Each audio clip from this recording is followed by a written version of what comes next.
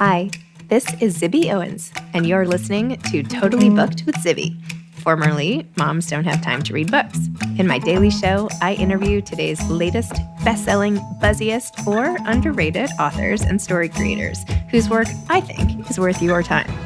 As a bookstore owner, publisher, author, and obviously podcaster, I get a comprehensive look at everything that's coming out and spend my time curating the best books so you don't have to. Stay in the know, get insider insights, and connect with guests like I do every single day. For more information, go to zibbymedia.com and follow me on Instagram at Zibby Owens. Sasha Salzmann is the author of Glorious People. Sasha was born in Volgograd in 1985 and grew up in Moscow. In 1995, they immigrated to Germany with their family. Salzmann is an award-winning playwright, essayist, curator, and co-founder of the culture magazine Freitext, and their work has been translated and performed in over 20 countries. Glorious People was longlisted for the German Book Prize 2021. In 2022, Salzmann received the prestigious Hermann Hesse Literaturpreis and the Prix de Literatur Hauser. Welcome, Sasha. Thank you so much for coming on Totally Booked with Zibby to talk about Glorious People. Congratulations. Oh, thank you. So good to be here. Hi. Hi. As we were just discussing, I'm in New York today and you are in Berlin. So we are having a very international conversation about this very international type of book. Could you tell listeners what Glorious People is about? All right. So Glorious People is a book about mothers and daughters who try to look at each other and truly see the individual in front of them, if that makes sense. You know, not a projection of yourself, not of your expectations or hopes, but truly the complex human being that might be your mom or your kid, actually. It takes place in Ukraine. We started in the 70s and 80s in East Ukraine and follow really just a life of, you know, a young woman who falls in love and then tries to study and goes through all the aftermath of perestroika, then getting pregnant and deciding to bring her kid to Germany to flee from the horrors of the perestroika. And for me, it's mostly not necessarily a portrayal of Ukraine, but really of the women who made this extreme effort to save their kids from everything that came after the fall of the wall and the breaking down of the Soviet Union. And to start very specific from, you know, my point of view, it started with, dinner parties with my mom's. So my mom loves to throw a party. She's really good at it. And she would have this very diverse crew at her table always. And after 2014, when the war in Ukraine started, people who identified as Ukrainians and people who identified as Russians started to have obviously very different conversations, right? And I was listening, you know, big eyes, big ears, what's happening? Because so I was born in Russia as my mom, and I knew that our family is from Ukraine, but nobody really spoke about our family in that terms. You know, as very typical Ashkenazi Jews, we're from all over the place, so we would speak about Odessa or Chernovitz, but not the Ukrainian culture. And I thought it's a shame. Why don't I know anything about it? So at one point, I figured I want to know everything. And since I'm a novelist and not a historian, I need to talk to people. So I asked the friends of my mom to take some time to tell me their stories. I really wanted to get to know them as people who carry a history that I know so little about. And it's always so much more fun to speak to people than read history books, right? So maybe there was also the benefit of them knowing me as Nadia's kid. So they were very personal. We were not discussing politics, although it was already war. And what did people tell me, of course, about their kids and about, you know, their first love and how it smelled in their Ukrainian city and the food they are missing or the food they're trying still to cook in Germany for their kids. And I found it interesting to get into a country and a culture that I could know more about through their stories. They understood that I really want to portray these women and I want to portray mothers and I want to portray how mothers were also kids back in the day. And they were daughters and they had the same questions and disbeliefs and were terrified.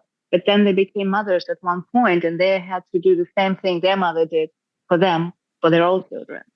And so this is a book portraying, I'd say, this type of women in this two generational fighting for dignity and your children. Wow, what a beautiful description. Oh my gosh. And you really do take us on a ride through different decades and relationships and struggles, medical struggles, fictitious medical struggles, psychological struggles. I mean, there's a lot that goes in here, and your writing is just so beautiful. Do you mind if I Thank read you. like the introductory paragraph? Oh, I'd Is that love okay? that. Okay. Beautiful. Thank you. And I don't usually read from the beginning, and I have like 20 pages dog-eared, but let me read a little bit just to show people how they will be immediately drawn in. Okay, this is Skipping Stones. Of course, I wanted to know what had happened, what exactly took place before Edie was beaten up in the yard. She was lying on the grass, her hair all pale and dirty. My mother was kneeling beside her. Auntie Lena was yelling at them both, and all three were waving their arms around like they were casting out evil spirits. When they saw me, they started to cry, one after the other, like a Russia doll, the tears of one turning into the tears of the next, and so on. First, my mum let rip, then the others joined in, as if they were singing a howling, wailing round. I couldn't make head or tail of it.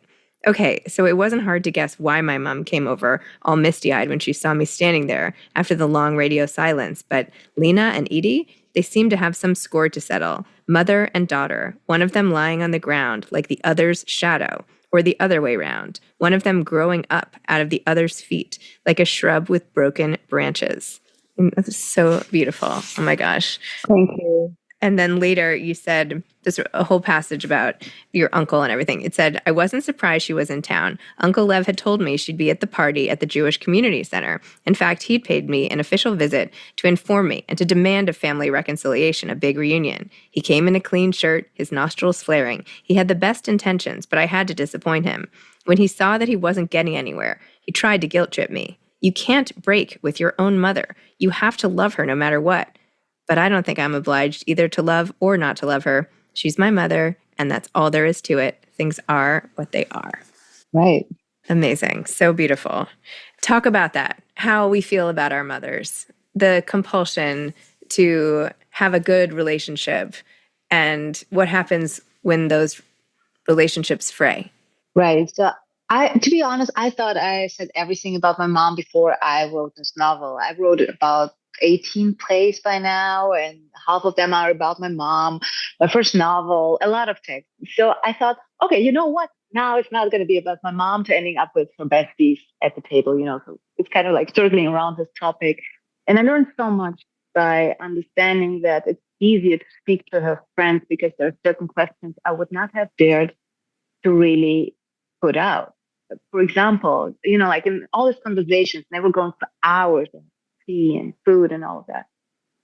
They would share with me most intimate experiences, say, giving birth in Soviet Union. It must have been such a nightmare. We're speaking about abuse, we're speaking about sexual violence, everything you can think of.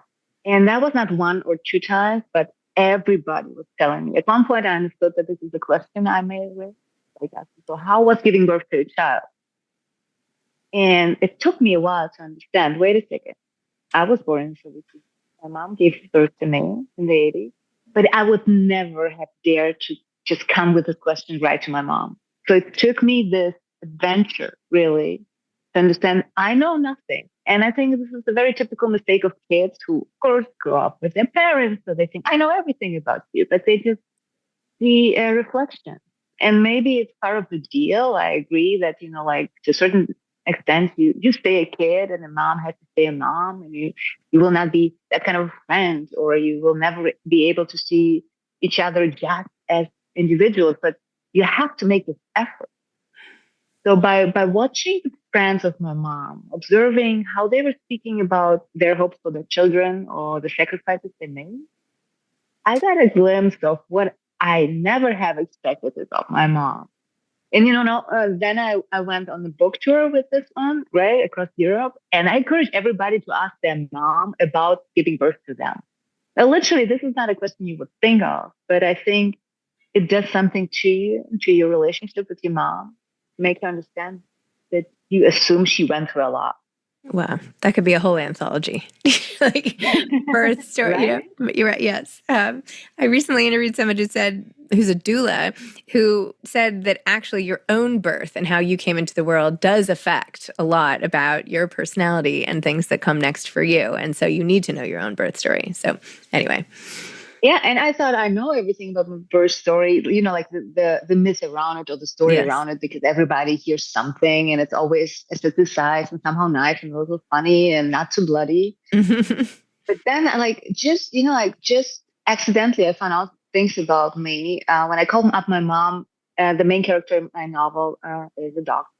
It was like similar. You go through a certain, college degrees, years, and it was very different in Soviet Union from what I know. So I needed like a fact check. So I called my mom and I was like, "Wait a second, we were studying 5 years to 6 years. I'm not getting it. And I'm trying to count." It's just like, "Oh, with you it was 6 years because I had to take a year off when you were sick." And I was like, "Excuse me, what?" Like I was sick. What do you mean I was sick? And she just didn't bother to tell me that I had a very serious disease and I nearly died. And she knew that if she leaves me at a hospital back in the days of the Union, I probably will not survive. So she took a year off and was carrying me in her hands for a whole year. She could not lie me down, otherwise I would have. And that just came out of her, just, oh, by the way. And then she would ask me something about, how my writing is going. And I just stared at the phone, understanding that for her, those are normal stories.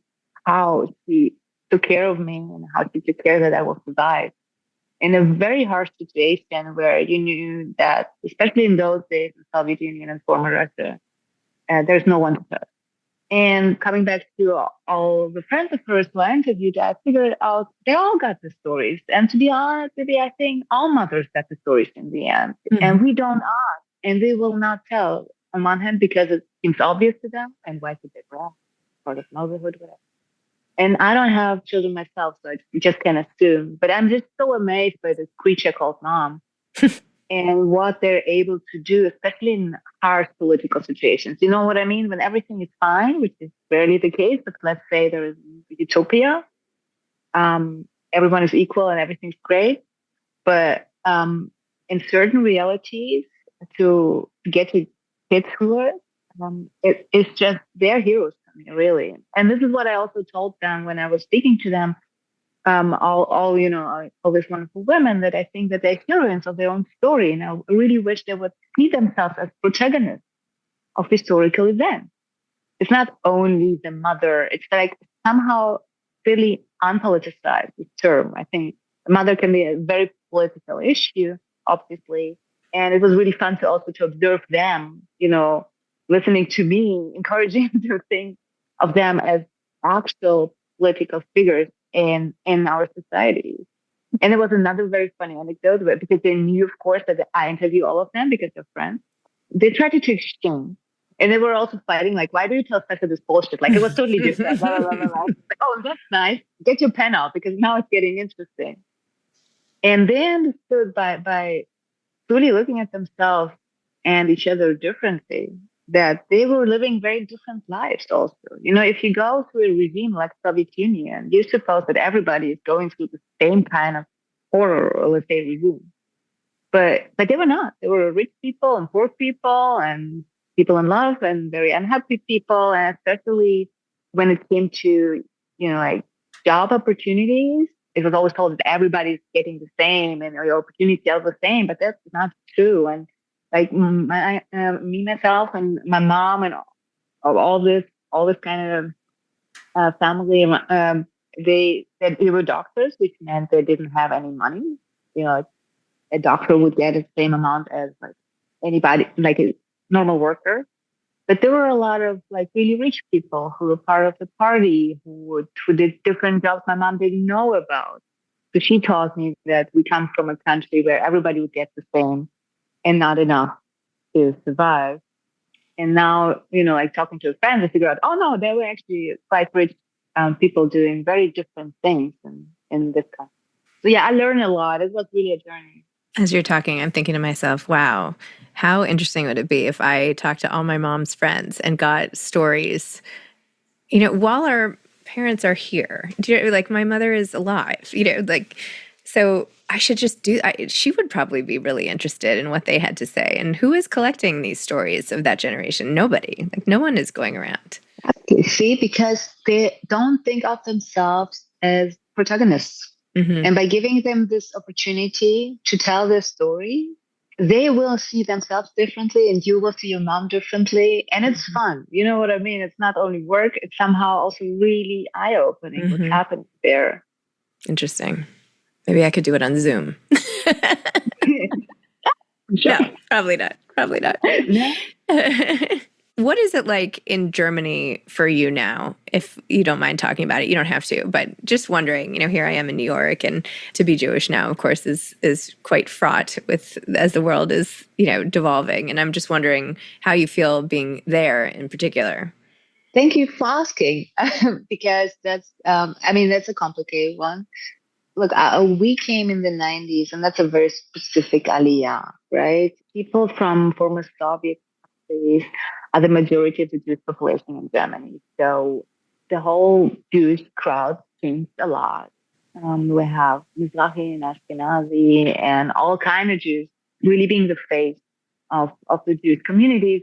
For me, it's kind of a tricky game because I'm an artist, I'm a writer, and I always try not to be a professional Jew for the German gaze. Germans love their Jews; they need their Jews. I think that's kind of known that the German identity is deeply rooted in what they think of as guilt, generational guilt, I guess, and they non-stop trying to make up to Jews somehow. It is this other rising and being the good other, which never really worked because you never accepted as part of the society. But in the last years, and this is not new, but of course October 7th is a whole nother level. I don't want to speak for everybody, I speak for myself. I feel that, the known Jews, the people from the cultural scene, such as myself, they kind of used or at least asked to be the good other against the bad other. So if we play along against other minorities, we're more accepted within the white German center. And this is not a place for me. I never tried to be part of the dominant culture. Never wanted to prove anything to anyone, besides maybe that I can write. And it is tricky to still stay yourself and know who you are. And I never understood myself as anything else than a Jewish.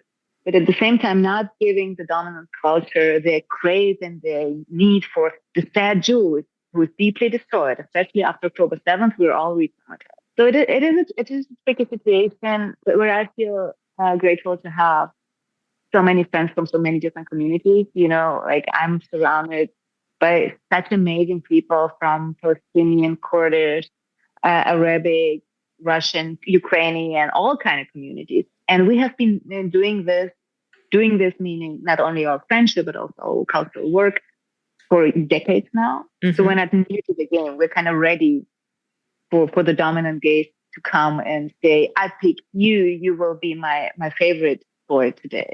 Mm. Thank you, because we're also kind of safe enough because we got each other. And that's this other thing that really offers me to think of, like in this horrible times we're in, that friendship is truly like, a net that will hold you. That was my experience after October 7th, when I was sure that I'm going to lose my mind, that all kind of friends called immediately. And they were a Muslim background, a Christian background, a Jewish all of it, everybody called. And this is where I knew that we have a chance. Thank you. I like that hope. That's lovely. What are you working on now? Well, staying with the same topic, I'm writing a novel about friendship. I want to portray exactly that, the friendships among people with very different backgrounds, but we're in this together. And I started in the 90s in Europe, where, after the fall of the wall, especially in Germany, the rise of right-wing extremism was horrifying. A lot of sad stories I will not that in detail now, but the research what happened in the 90s, it really shaped our idea of what Germany is till today, where we are grown up, some have kids themselves, trying to figure out what remains from then, what is new, and who do we want to be in this situation we're in now. That sounds great. So are you doing more playwriting, more novels? Obviously, you're doing the one novel. Like, how do you decide what format you're writing in? How do you approach your work? Well, the content decides really. I wish I could tell you that, like, because I am so experienced, et cetera, et cetera. The truth is, every time an empty page tells me what to do. And so I was really a playwright. I was really happy there. It really worked out for me. I could live from it. And suddenly my first novel, Beside Myself, came out of me. And I was like, okay, that's going to be, that's going to be scary because theater is my identity. And now, like I'm going through this transition and who am I going to be as a novelist? And then I loved it so much and it worked out so well. Then I thought, okay, you know what? Other people can do theater. There are great playwrights out there. They don't need me anymore. But then my grandfather passed away after October 7th, by the way. He had several strokes and it was like, a fear reaction to what happened. And he was to me like this father figure who taught me how to think, how to function. He taught me to be very political, always look for, like argument, this Jewish kind of argument. And when he passed away, a play came out of me, like my way of mourning his death and like really an elegy could not have been a novel. So like, this form just came out of me and then I saw it on stages and other people were basically singing the song for my grandfather. It was somehow also comforting. I love the idea that he lives forever in his pieces, because normally I write quite fictional inspired by a family history, like I guess with most writers, but I never wrote that kind of like autobiographic piece, and it had to be a play. And now it's like spoken by others, and this is beautiful because reading a book is really such an intimate experience. Now you have like this text between like the two sheets, and you can decide if you take the book out of yourself or not. And the theater is such a public experience. It's very social. You're always with others. So it's very different. And I also write essays and all these other, pieces. And I write poetry, but I kind of don't show it to anyone because it's really private. So I'm experimenting in very different forms. And when it's there, I figure out, do I want to share it with the world or not? I love that. Amazing.